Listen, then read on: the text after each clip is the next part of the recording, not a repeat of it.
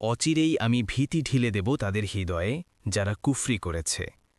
অতএব তোমরা আঘাত করো ঘাড়ের উপরে, এবং আঘাত করো তাদের প্রত্যেক আঙ্গুলের অগ্রভাগে।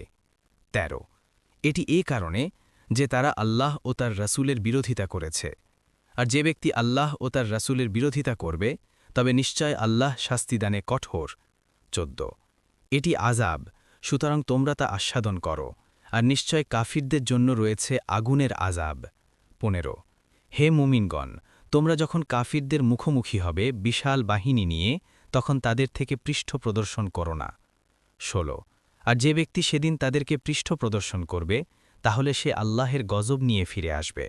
তবে যুদ্ধের জন্য কৌশলগত দিক পরিবর্তন অথবা নিজ দলে আশ্রয় গ্রহণের জন্য হলে ভিন্ন কথা, এবং তার আবাস জাহান্নাম, আর সেটি কতই না নিকৃষ্ট প্রত্যাবর্তন স্থল।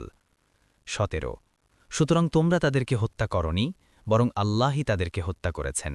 আর তুমি নিক্ষেপ করনি যখন তুমি নিক্ষেপ করেছিলে, বরং আল্লাহই নিক্ষেপ করেছেন, এবং যাতে তিনিই তার পক্ষ থেকে মুমিনদেরকে পরীক্ষা করেন উত্তম পরীক্ষা।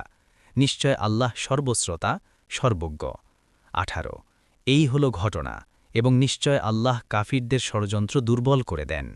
১৯ যদি তোমরা বিজয় কামনা করে থাকো, তাহলে তো তোমাদের নিকট বিজয় এসে গিয়েছে। আর যদি তোমরা বিরত হও, তাহলে সেটি তোমাদের জন্য কল্যাণকর। আর যদি তোমরা পুনরায় করো, তাহলে আমিও পুনরায় করব, এবং তোমাদের দল কখনো তোমাদের কোনো উপকারে আসবে না, যদিও তা অধিক হয়।